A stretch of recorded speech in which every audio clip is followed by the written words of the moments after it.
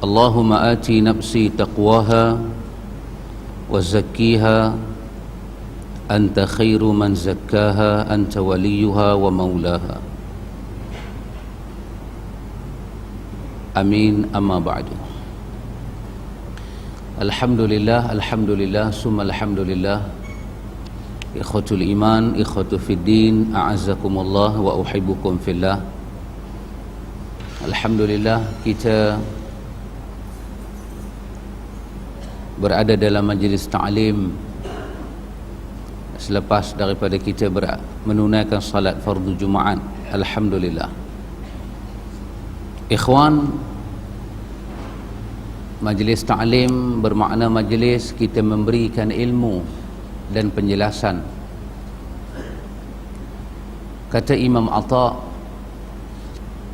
perkataan Imam Atha itu dinakalkan oleh Imam Nawawi dalam kitab dia ketika membahaskan masalah hati di dalam Al-Azkar. Atha menyebut majlis ta'lim adalah majlis menerangkan tentang hak dan batil, menerangkan tentang halal dan haram, menerangkan tentang maksud daripada beragama. Itu dikatakan majlis ta'lim. Jadi kalau kita adakan majlis ta'lim dan kita tidak memberi penjelasan di antara hak dan batil, maka maksudnya kita telah lari daripada sifat majlis ilmu itu. Dan ada perkataan daripada Ibnu Jauzi di dalam Talbisul Iblis, apabila satu majlis itu tidak membahaskan yang hak, maka majlis itu terlibat dengan talbisul iblis, perangkap-perangkap daripada iblis. Majlis ta'lim mestilah menerangkan, memberi penjelasan tentang hak dan batil. Jadi ikhwatul iman, satu daripada perkara yang hak adalah berkaitan dengan urusan akidah. Urusan akidah. Dalam bab akidah, ikhwan, bab yang paling besar dalam akidah adalah bab tauhid. Kita tauhidkan Allah. Kemudian baru datang perkara-perkara yang berurusan dengan akidah, keyakinan sebagai seorang muslim yang berpegang kepada manhaj Ahlus Sunnah wal Jamaah. Jadi satu seperti yang disebut oleh Syekhuna tadi, Samahatu Syekhuna Al-Fadil Dr. Abdul Basit. Jadi sebenarnya ikhwan, saya duduk di sini dengan tuan guru kita duduk di sana, saya pun lupa nak cakap apa. Subhanallah. Sebenarnya saya yang patut duduk mengambil ilmu daripada Samahatu Syekhuna ini. Ikhwatul iman, tentulah ada kekurangan pada diri saya ketika menyampaikan perkara ini. Ikhwan, tentu antum telah mendengar sebelum daripada ini tentang, kita katakan, akidah yang batilah. Akidah yang batil, dia dhaddun aqidatus sahihah. Dia sifat dia memang berlawanan, dia menentang. Sifat dia memang berperang. Dia bukan sekadar satu perselisihan yang biasa, tidak.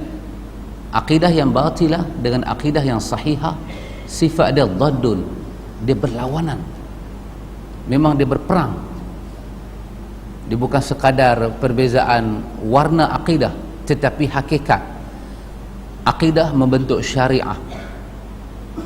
Bila seseorang memahami akidah, terbentuklah syariah.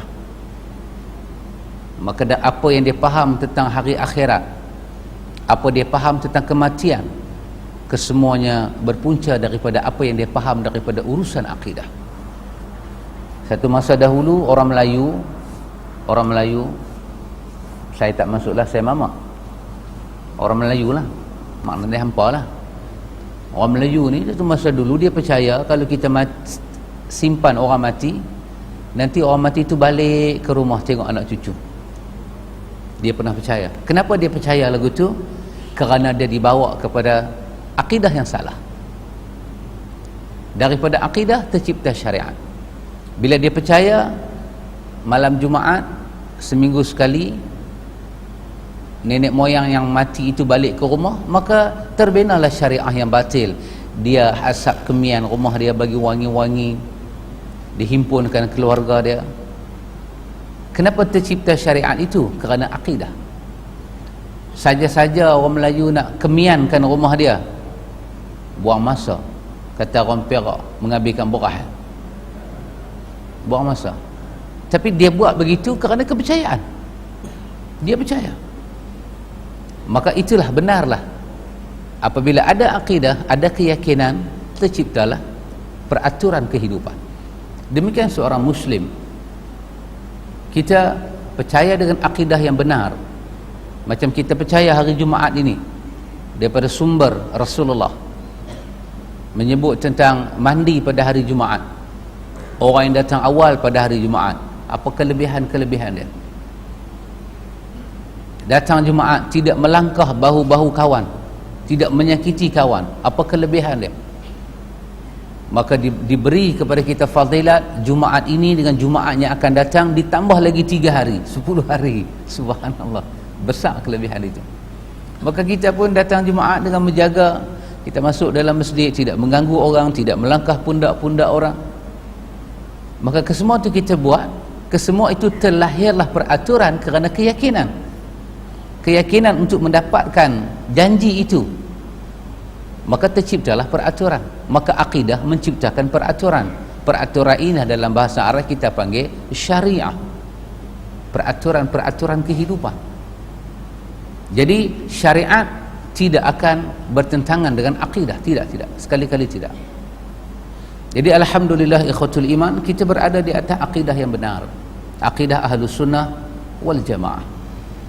Ibnu Abbas yang terdapat dalam tafsir Ibnu Katsir, ketika Imam Ibnu Katsir membahas ayat tentang wajah orang-orang yang beriman itu pada hari kiamat berseri-seri, dan ada wajah di hari akhirat, wajah dia hitam legam.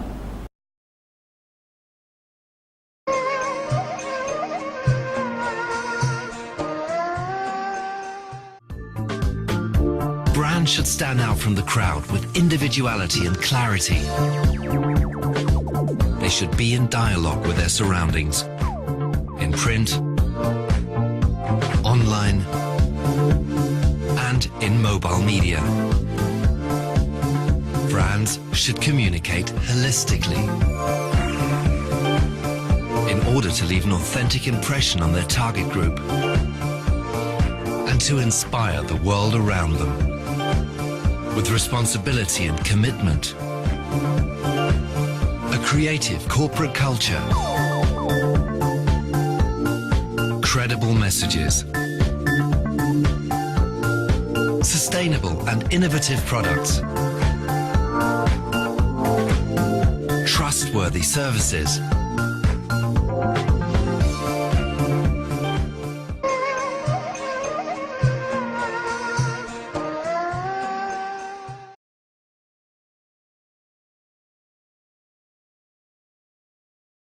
saja-saja orang Melayu nak kemiankan rumah dia, buang masa.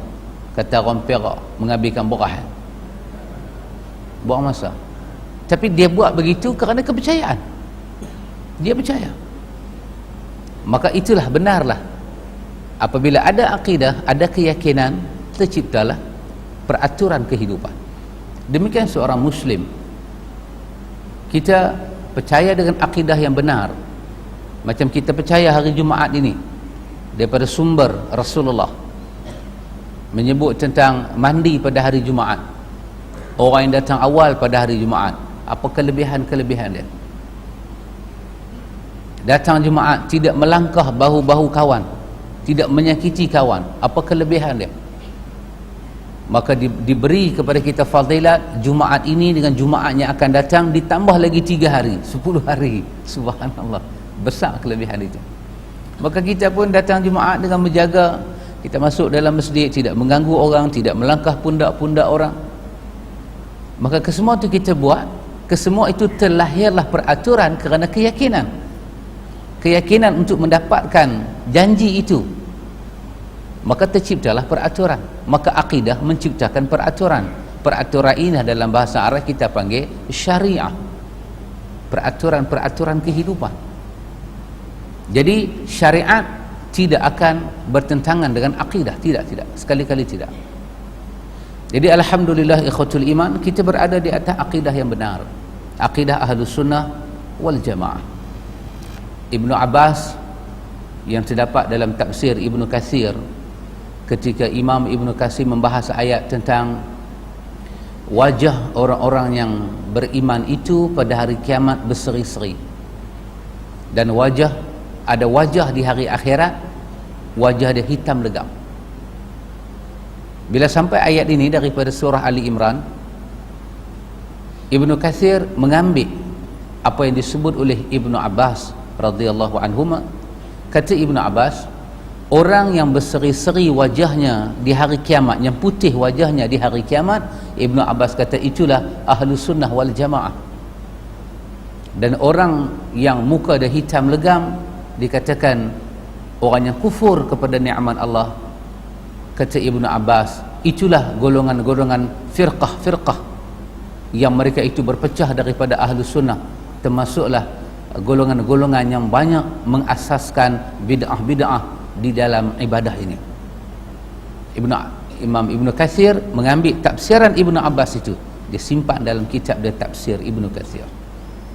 Jadi alhamdulillah ikhwatul iman, satu daripada akidah yang kita percaya tidak benar, dia adalah batilah, ialah akidah Syiah.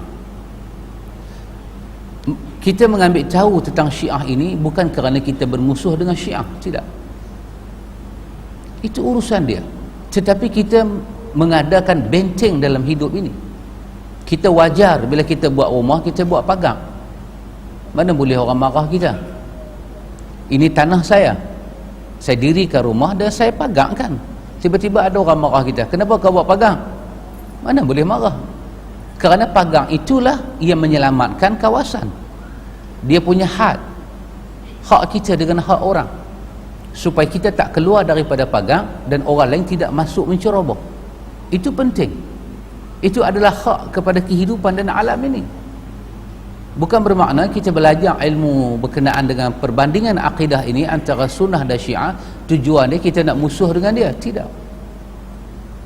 Tetapi untuk bagi tahu kepada kita yang mana hak, yang mana batil, yang mana hak, yang mana batil. Syiah ini satu mazhab yang tua, ikhwan.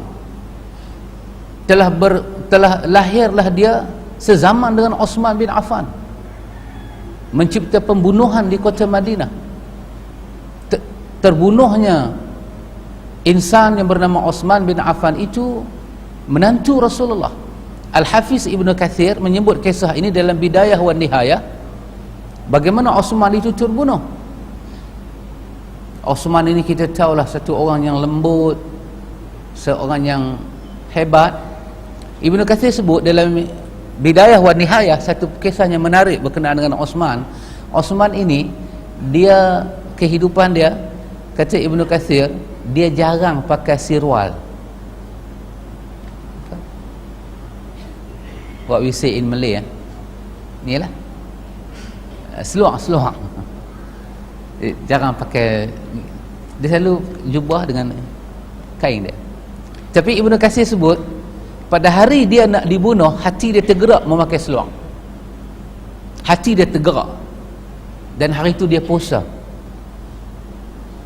Dan pada malam itu dia bermimpi Rasulullah, Abu Bakar dan Umar menyatakan pada dia, wahai Uthman, kau berpuasa di sana, kau berbuka di sini. Kau berpuasa di sana, kau berbuka di sini. Maka terciptalah pembunuhan Osman pada waktu pagi itu, dan dia mati dalam keadaan berpuasa. Benarlah mimpi dia, dia berbuka di syurga. Pada usia yang lanjut itu dia dibunuh, dan dirancang pembunuhan Osman dengan begitu teliti, dan diletakkan bahang fitnah itu di leher Ali bin Abi Talib. Diletak di atas belakang Ali dan minta Ali selesaikan fitnah itu.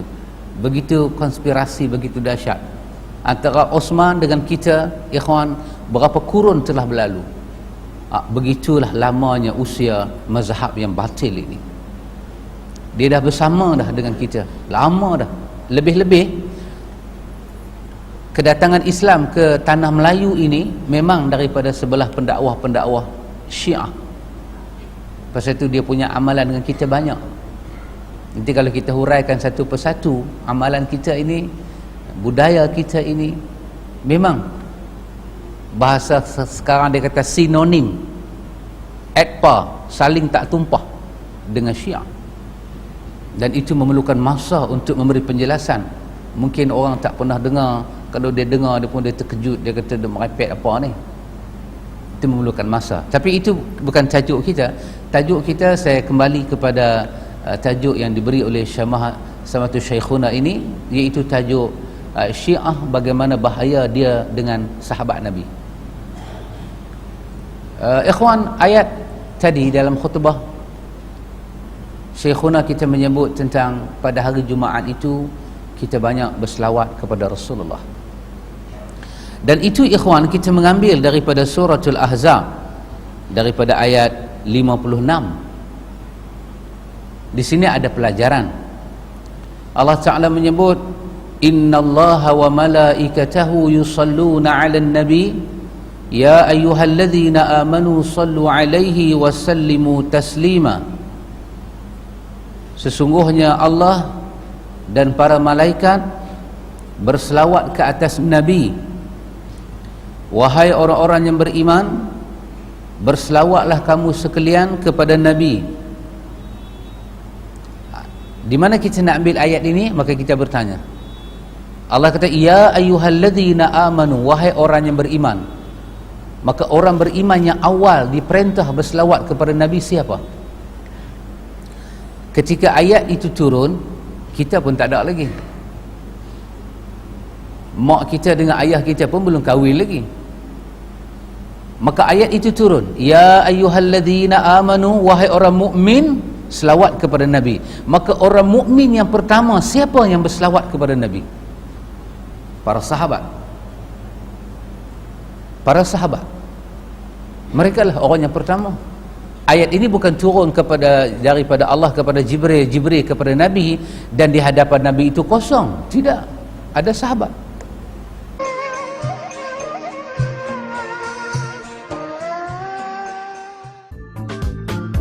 Brands should stand out from the crowd with individuality and clarity. They should be in dialogue with their surroundings, in print, online, and in mobile media.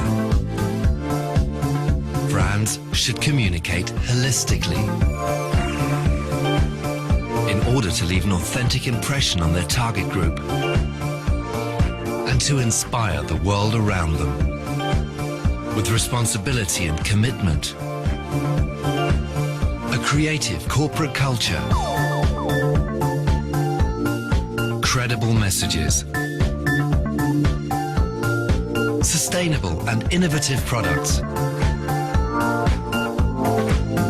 trustworthy services,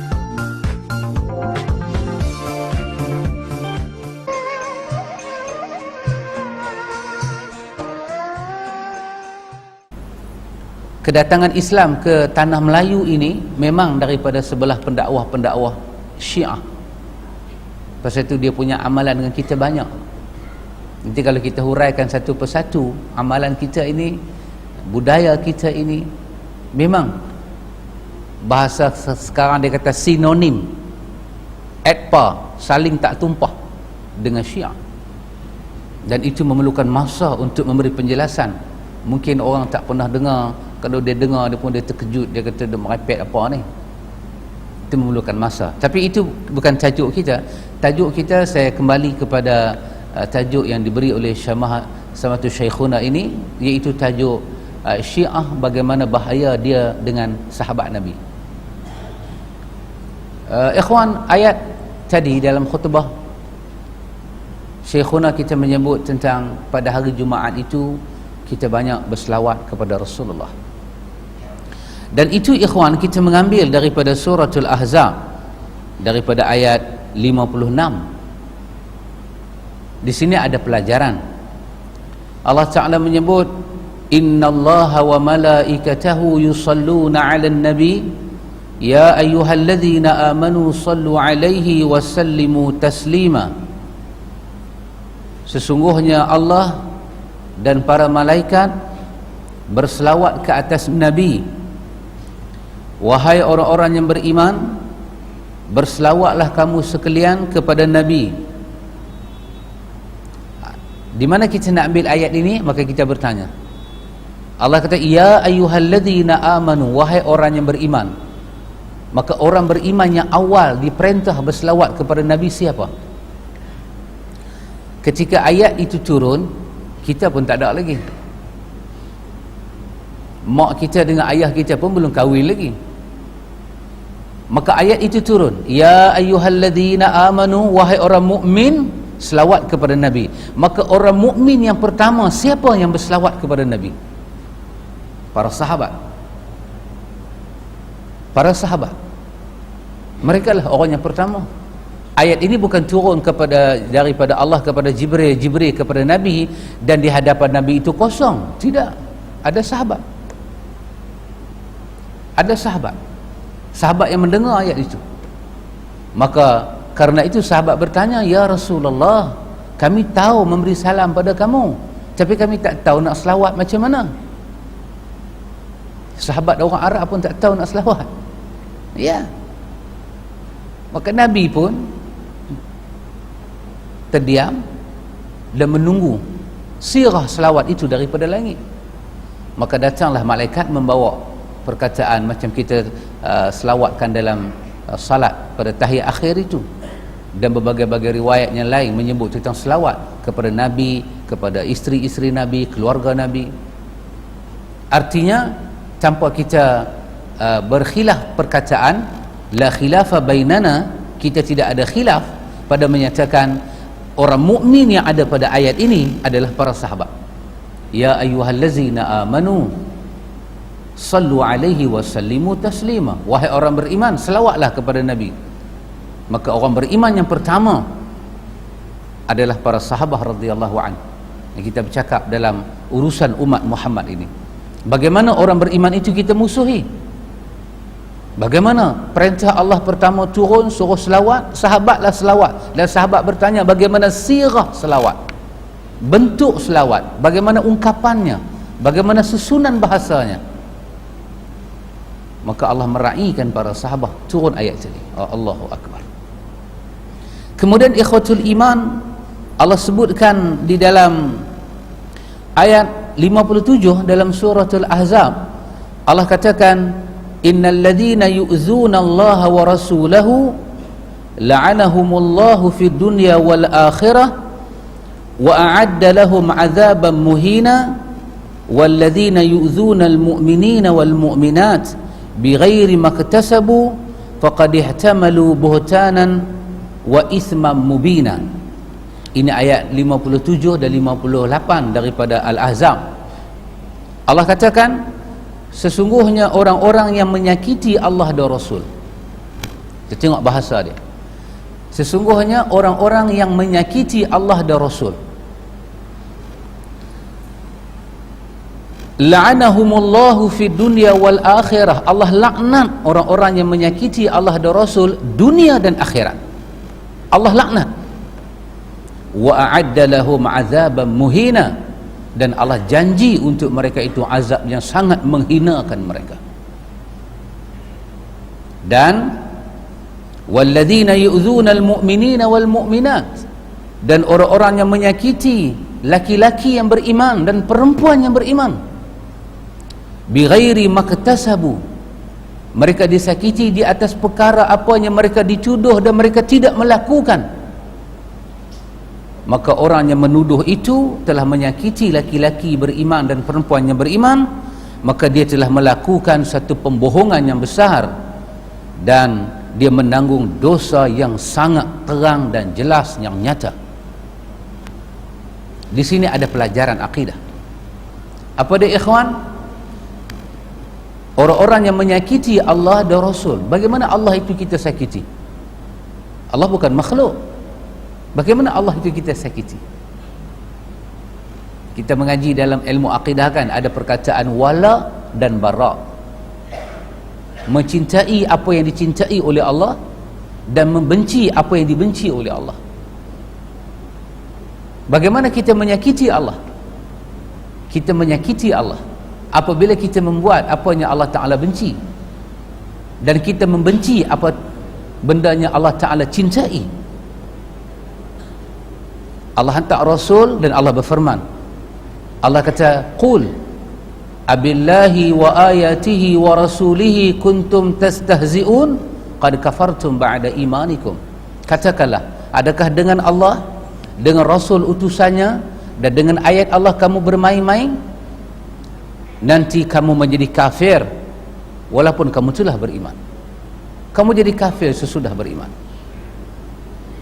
Maka menyakiti Allah Ta'ala itu istihza, tala'u billah wa rasulihi wa ayatihi wa dinihi. Kita bermain-main, kita memperolok-olokkan Allah, Rasul, ayat dia, agama dia, hukum hakam dia. Menyakiti Allah, menyakiti Rasul. Macam mana kita menyakiti Rasul? Kita menyakiti Rasul dalam bab wala' dan bara' itu juga ada mencintai apa yang Rasul cintai.